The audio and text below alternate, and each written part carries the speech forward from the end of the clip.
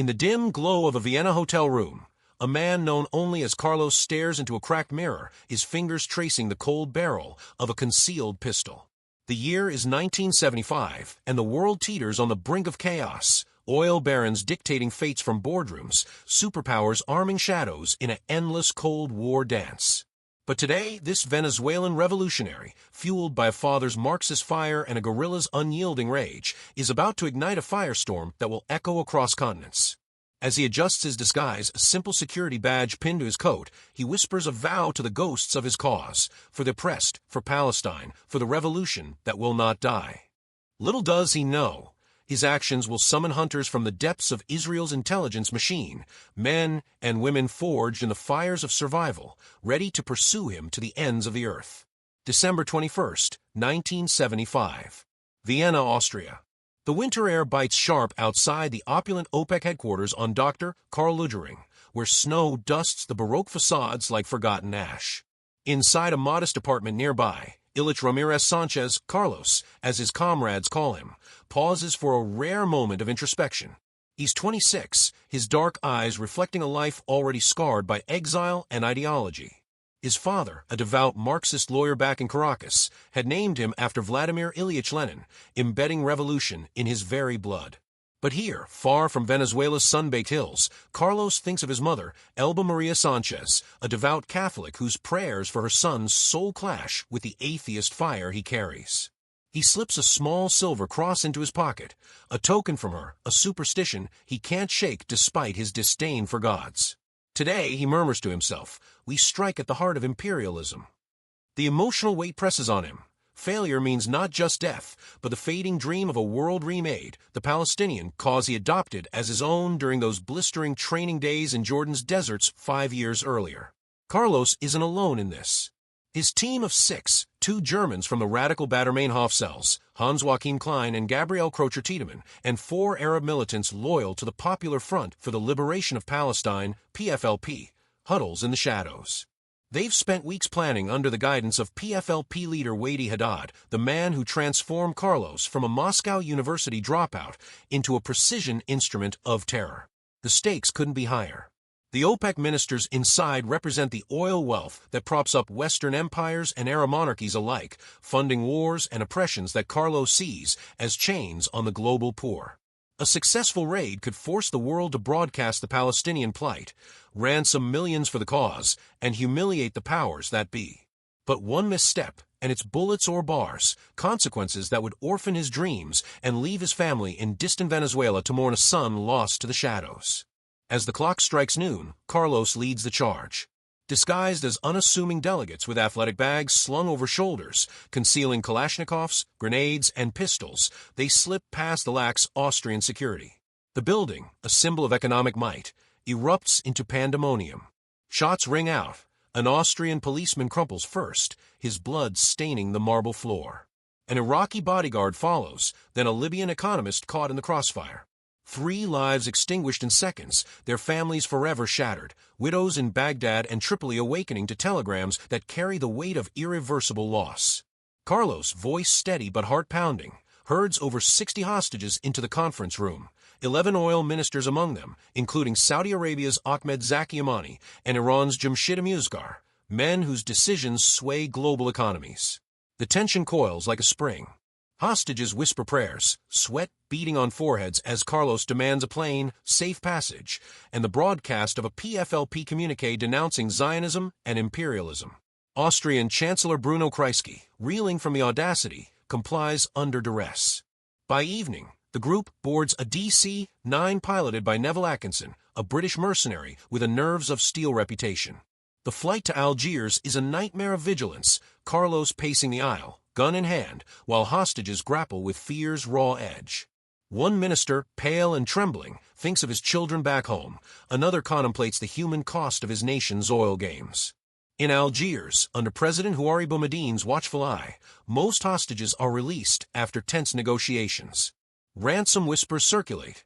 Tens of millions allegedly funneled to the cause, though Carlos will later deny pocketing any, insisting it fueled the revolution. But the victory sours quickly. Back in Beirut, Wadi Haddad expels Carlos from the PFLP for sparing Imani and Amusgar, a mercy Haddad deems weakness.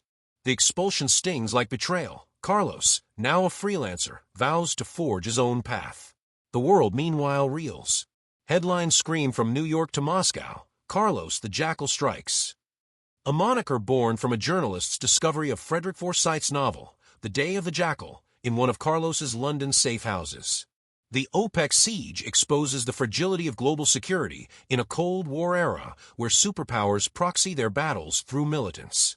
The U.S. and Soviet Union arm opposites, Washington backing Israel, Moscow training radicals like Carlos at Patrice Lumumba University.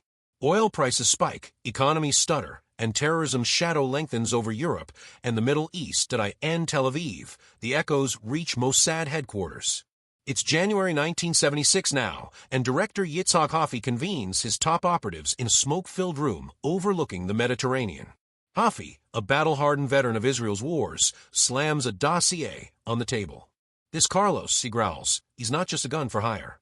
He's hit us before, Orly Airport in 75, the SIF attempt in London 73. He's PFLP's blade aimed at our throat. The room falls silent. Mossad, Israel's Institute for Intelligence and Special Operations, born from the ashes of the Holocaust and forged in the 1948 War of Independence, knows the human cost of inaction.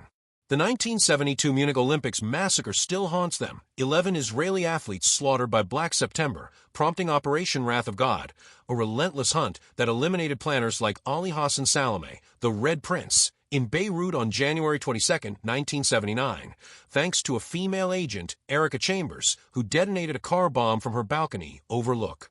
Carlos represents a new breed, a Venezuelan Marxist blending Latin American fervor with Palestinian nationalism, backed by a web of state sponsors, Syria, Libya, East Germany, even the KGB. The emotional stakes for Mossad are visceral. Agents like Mike Harari, Wrath of God's architect, recall families torn apart by terror. We can't let him roam, Harari argues. He's toxic, turning safe houses in Beirut, Damascus, even Eastern Europe, into fortresses. Hafey nods, authorizing a shadow war. Not outright assassination at first, that risks diplomatic blowback in a divided Europe, but disruption. Infiltrate his networks, turn his allies, sabotage his finances, make him a pariah even to his patrons.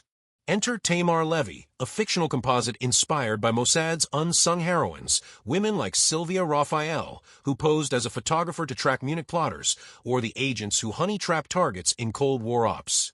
Tamar, 28, born in Haifa to Holocaust survivors, carries her parents' scars. Her father escaped Auschwitz, her mother Treblinka. She joined Mossad after mandatory IDF service, her sharp intellect and chameleon-like adaptability making her ideal for deep cover.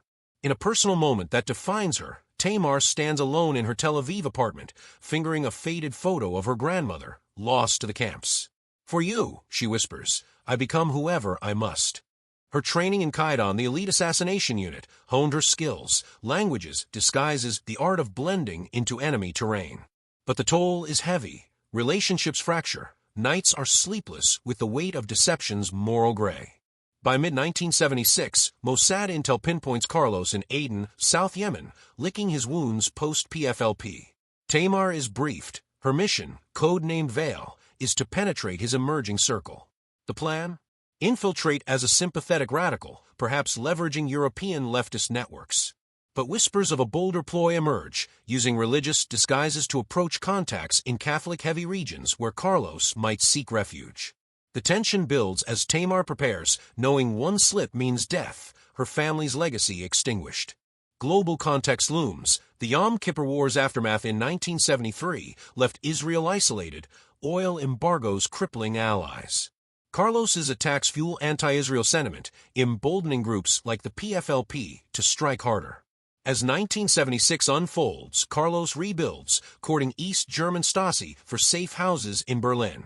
Mossad's net tightens, assets in the KGB leak movements, a turned PFLP informant whispers plans. Tamar lands in Europe, her first alias a journalist sympathetic to the cause. The hunt begins in earnest, decisions fraught with risk, pursue aggressively and alert him, or play the long game. Consequences ripple, innocents caught in crossfire, agents burned. In Budapest, where Carlos will later settle, shadows stir. But for now, in the fading light of a Vienna winter, the Jackal runs free, unaware of the veiled predator closing in. June 1977. Damascus, Syria. The summer heat shimmers off the ancient stone walls of the old city, where the call to prayer echoes through narrow alleys lined with spice merchants and veiled figures.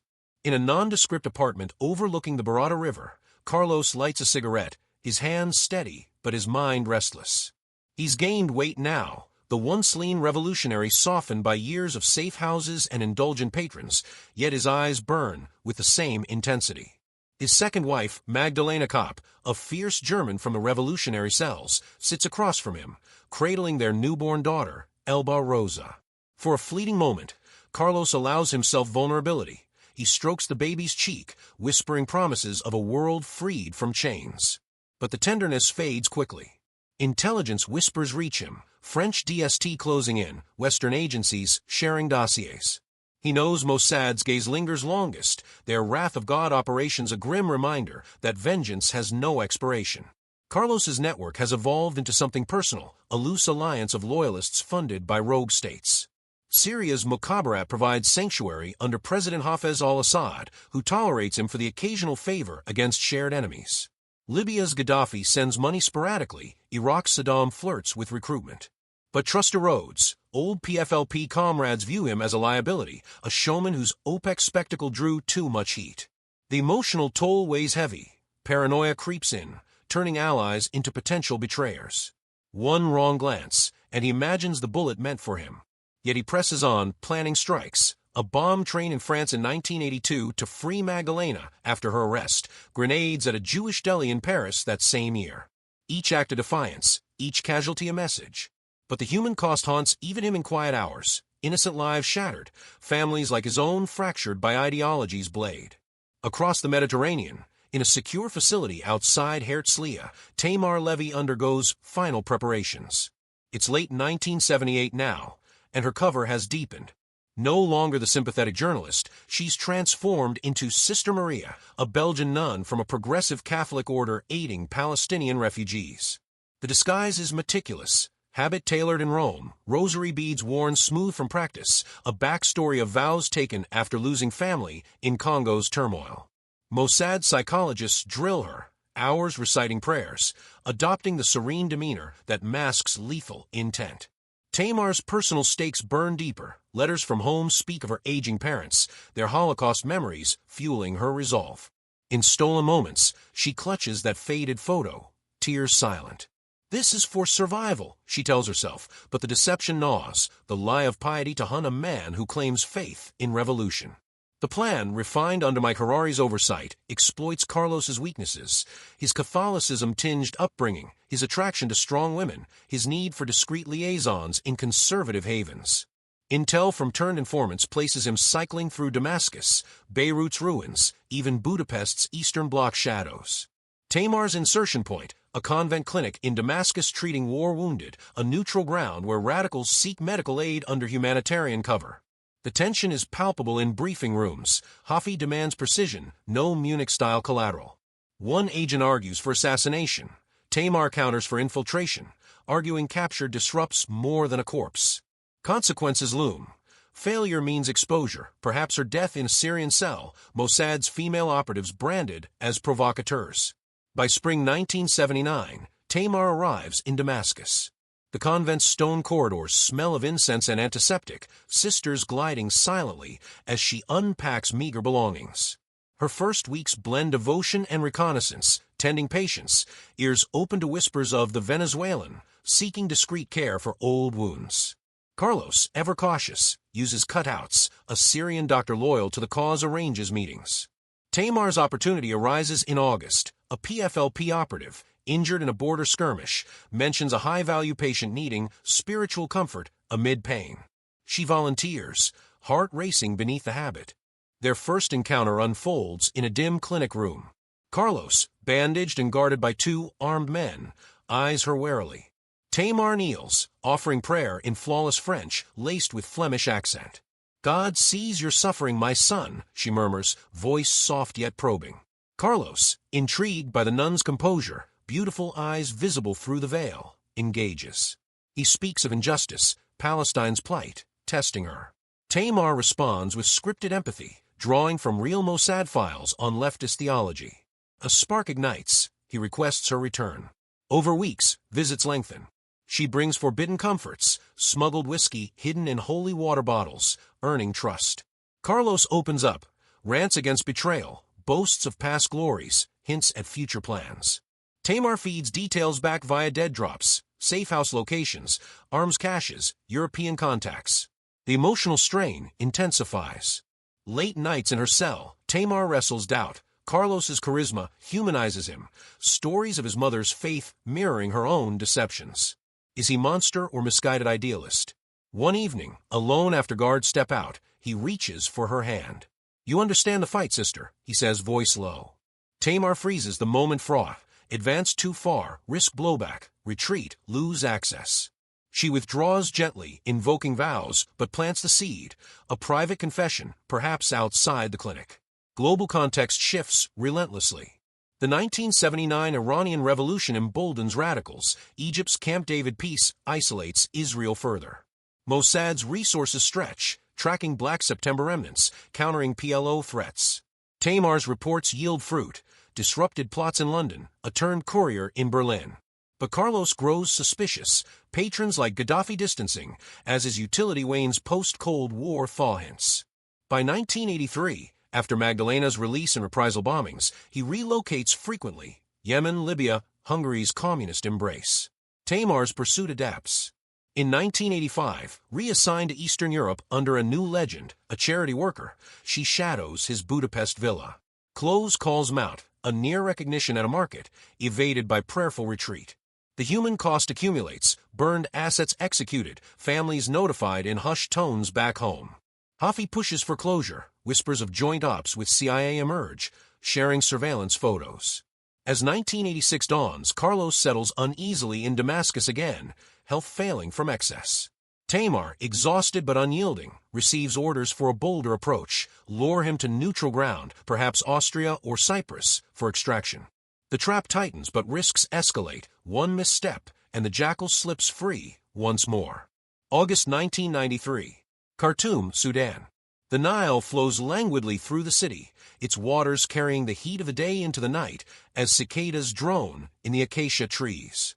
Carlos, now 43, sits on the veranda of his modest villa in the affluent Riyadh neighborhood, a glass of whiskey in hand despite his recent conversion to Islam.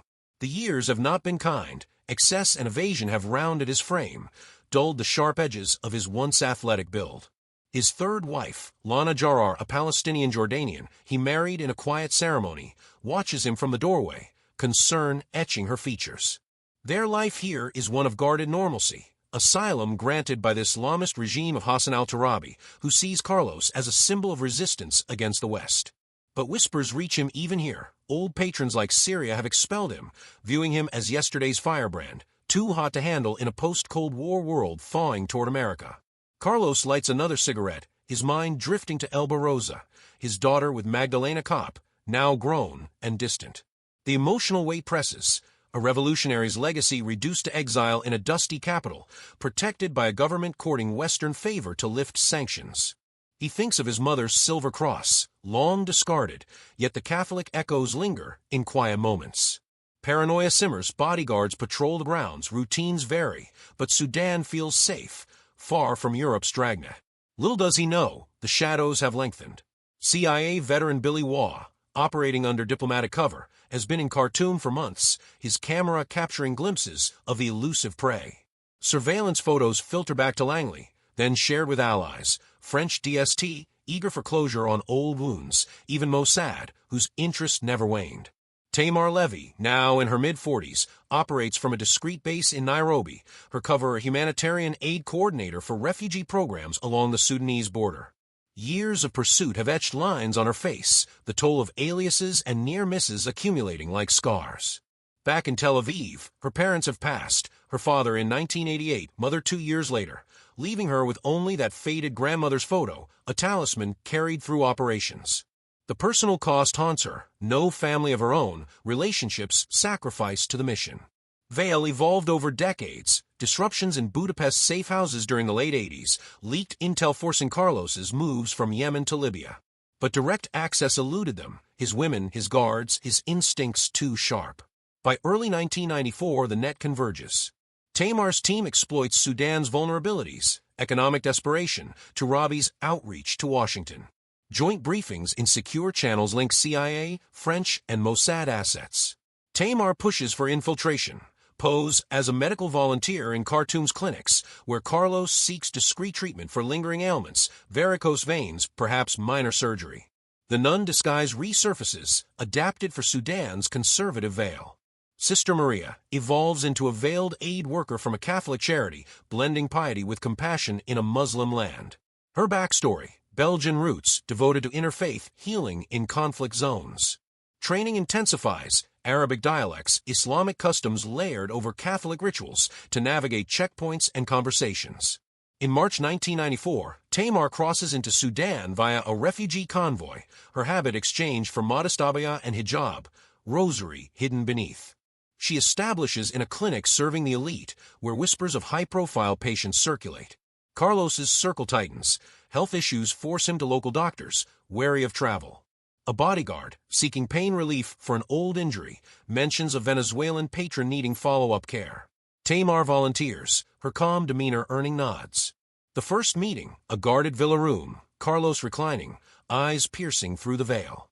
"You remind me of someone," he murmurs in French, intrigued by her poise.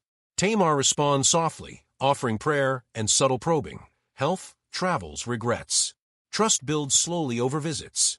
Carlos, isolated, unburdens, boasts tempered by bitterness, rants against fading relevance. Tamar feeds coordinates, routines via encrypted bursts. Tension mounts, guard suspicious, one close call when a search uncovers her hidden transmitter, dismissed as medical gear. Emotional fractures deepen. Carlos's vulnerability humanizes the monster, his stories of lost causes mirroring her own sacrifices.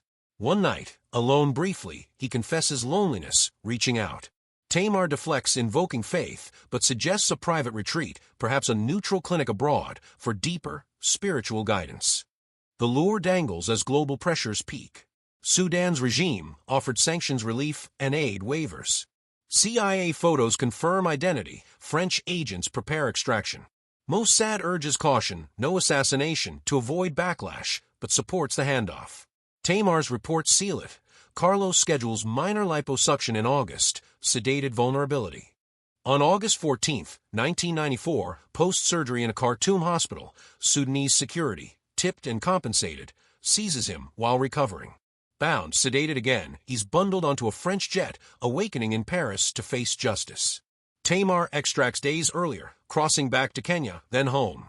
The news breaks, the Jackal caged after 20 years.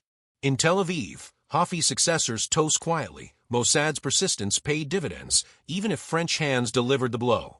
But for Tamar, standing alone on a Haifa beach, the Mediterranean wind carrying salt and memory, victory tastes bittersweet. The hunt claimed pieces of her soul, innocence along the way, alliances strained. Carlos, in La Sante prison, rages against betrayal, claiming Mossad orchestration.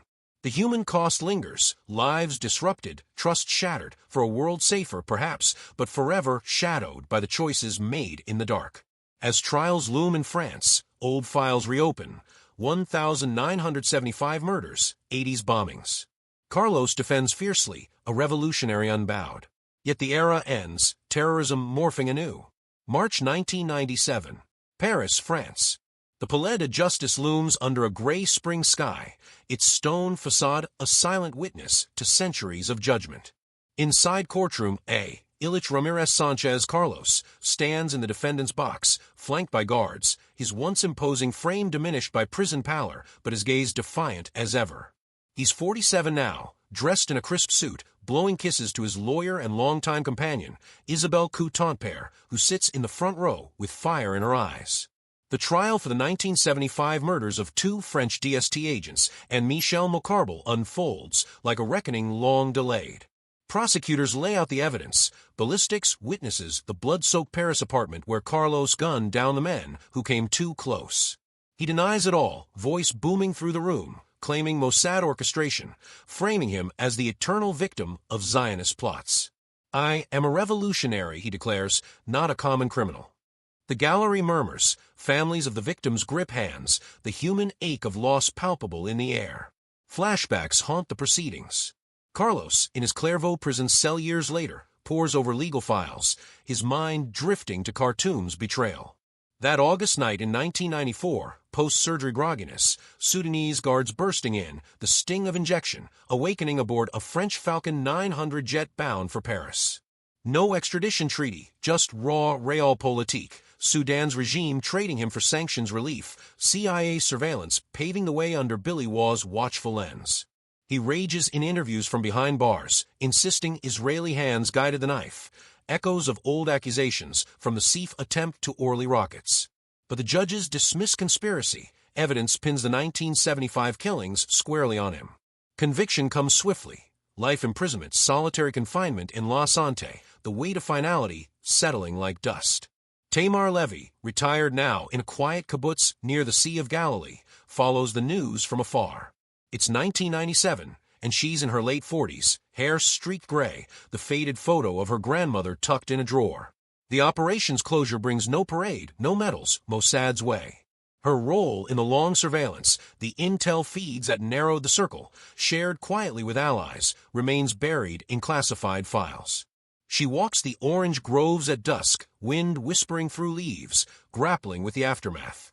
The hunt spanned decades, cost allies strained souls. Carlos's cage ends one chapter, but terrorism evolves. Osama bin Laden's shadow lengthening, new radicals rising from old ashes.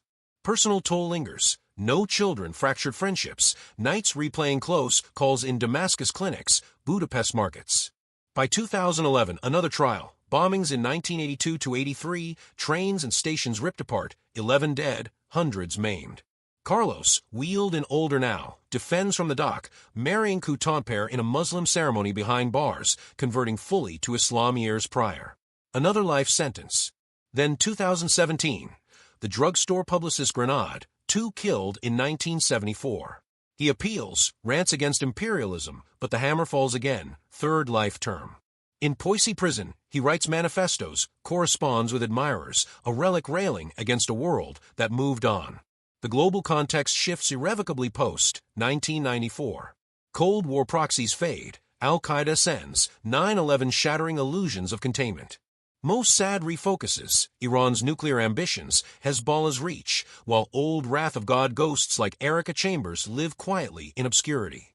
Tamar, in her final years, mentors young recruits anonymously, imparting lessons of patience, deception's price. She passes in 2018, unheralded, her story dissolving into legend among the few who know. Carlos endures, unbowed in isolation, the jackal caged but snarling. The hunt's end reveals no simple triumph, only the enduring gray of shadows, decisions made in darkness, lives forever altered by the pursuit of one man's chaos. January 2026. Clairvaux Prison, France. The winter light filters weakly through the narrow slit of a cell window, casting long shadows across the concrete floor. Carlos, Ilich Ramirez Sanchez, sits at a small metal desk, pen in hand, drafting yet another appeal. He is 76 now, hair thin to white wisps, body frail from decades of confinement and the slow erosion of time. The man once dubbed the world's most dangerous terrorist moves with deliberate care, each step monitored by cameras, each word weighed for threat. His eyes, though dimmed, still carry that defiant spark, the same fire that burned in Vienna in 1975, in Damascus safe houses, in Khartoum's final betrayal. On the wall, pinned above his bunk, is a photograph of his daughter Elba Rosa, now in her 40s, a rare visitor whose presence reminds him of a life he might have lived had revolution not consumed him. He pauses, rubbing arthritic fingers, and thinks back to his mother, Elba Maria, whose Catholic devotion once clashed so fiercely with his Marxist zeal. The silver cross she gave him is long gone, surrendered somewhere between Aden and Budapest, but in these quiet hours he sometimes whispers fragments of childhood prayers, a private concession to mortality. The revolutionary manifestos he once dictated now gather dust, appeals to the European Court of Human Rights, claims of political persecution, fall on indifferent ears. 3 life sentences stack upon one another like unbreakable chains for the 1975 Paris murders, the 1980s bombings, the 1974 Grenade attack. France will not release him, not while breath remains. Outside these walls, the world has transformed beyond recognition. The Cold War's proxy battles gave way to jihadist networks, to lone wolves radicalized online, to state actors wielding cyber weapons. Al-Qaeda rose and fractured, ISIS carved its caliphate and crumbled, new ideologies festering in the voids. Carlos watches the news on a controlled television. Grainy reports of drone strikes in Yemen, cyber intrusions traced to Tehran, far-right marches in European capitals, and feels the bitter irony. He, the internationalist who dreamed of global upheaval, became a museum piece, a cautionary relic displayed in documentaries and true crime series. Young militants barely know his name, his legend eclipsed by men who command legions from laptops. In Israel, the files on Operation Veil remain sealed, accessible only to a handful of aging veterans. Tamar Levy's name appears in no public record, her contributions dissolved into the collective memory of the Institute. Those who knew her speak in hushed tones of the woman who wore faith as armor, who walked into the lion's den cloaked in piety, and emerged with the intelligence that helped corner the Jackal. Her grave in a small cemetery overlooking the Galilee is unmarked by profession, only a simple stone bearing her name and dates, tended occasionally by former colleagues who leave no flowers, only silent respect. The hunt for Carlos revealed hard truths about the shadows nations inhabit. Mossad's pursuit, patient, relentless, morally ambiguous, disrupted networks, saved lives that would never know salvation's source. Yet it extracted its price. Agents burned, innocents caught in crossfires, alliances strained by secrets. The French claimed the final glory in 1994, Sudanese duplicity enabling the snatch, but the groundwork stretched back decades, threads woven by women like Tamar, who became whoever the mission demanded, nun, journalist, healer, ghost. Carlos sets down his pen, gazing out at the gray courtyard visible through reinforced glass. He thinks of Ahmed Zaki Yamani, the Saudi minister he spared in Vienna, now long retired, of Wadi Haddad, his mentor, dead of cancer in 1978, perhaps poisoned by Mossad whispers persist. He thinks of the hostages who trembled under his gun, the blood on marble floors, the dreams that once seemed invincible. Revolution devours its children, he knows now, too late. In the end, the Jackal was brought down not by a bullet in the night, but by the slow, inexorable grind of intelligence, betrayal, and time. Somewhere in Tel Aviv, a young Qaeda recruit studies archive footage of the OPEC siege, learning the cost of vigilance. The instructor, voice low, recounts no names, only lessons, patience over spectacle, humanity's fragility, the necessity of becoming the mask. The cycle continues, new threats, new hunters, new disguises. And in the silence of Clairvaux, Carlos closes his eyes. The revolution he chased across continents fades into the past, a ghost haunting only his cell. The world moves on, safer in fragments, scarred in others, forever shaped by the long shadow of one man's war and the unseen hands that ended it.